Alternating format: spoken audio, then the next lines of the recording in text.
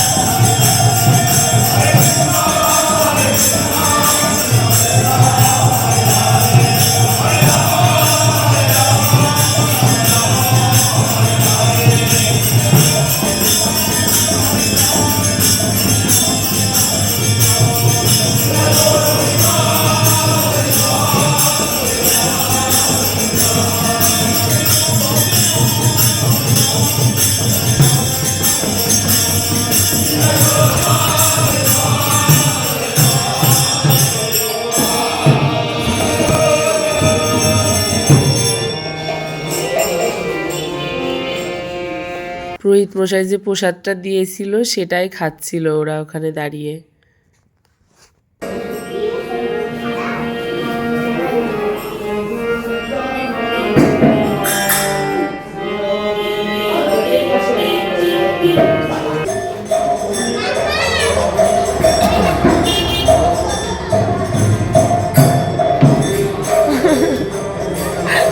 পড়ে যাবে মুখটা।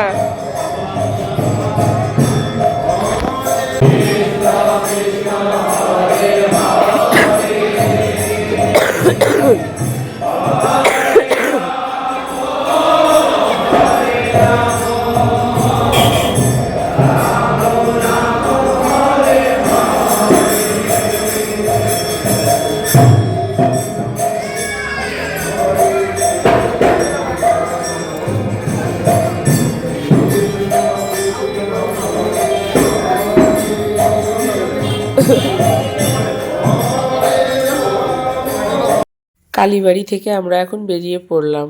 আমার বোনের মেয়ে, আমার মেয়ে দুইজনে বায়না ধরলো ফুচকা চটপটি খাবে। তো সেখানেই চলে গেলাম আমরা। যে আমরা এই যে ফুচকা চটপটি এইগুলো খেলাম।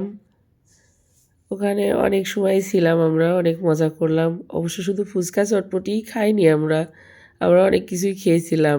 ভেলপুরি খেয়েছিলাম, চটপটি খেয়েছিলাম, তারপরে ওখানে আবার মাংসের চপ ছিল, ওইটাও নিয়েছিলাম।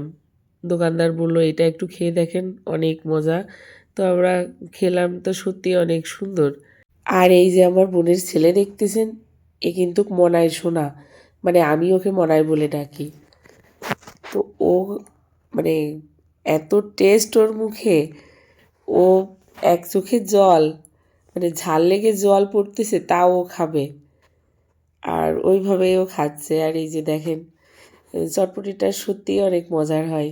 এইখানে আবার খাসির চর্বি দেয় চটপটির ভিতরে, খেতে অনেক টেস্টি হয় চটপটিটা, এই জন্য বারবার আসি এইখানে। আর ওদেরকেও নিয়ে আসলাম এইখানেই। এই যে আমার মেয়ে ঋদ্ধিমা, ও খাচ্ছে, যদিও ও সব খেতে পারবে না, বায়নাই করে, তারপরেও খাচ্ছে আর কি। এই যে বললাম না খাসির চর্বি দেয়, এই যে এরকম চর্বি দেয় এর ভিতরে, খেতে খুবই টেস্টি হয়। কি সুন্দর না, সত্যি সুন্দর হয় খেতে। যদিও খাওয়া ঠিক না, তবে মাঝে মধ্যেও মনে হয় খেলে কোনো সমস্যা হবে না, খাওয়া যেতেই পারে। ভালো থাকবেন সবাই, আর পরবর্তী ব্লগের জন্য সাথে থাকবেন। ধন্যবাদ।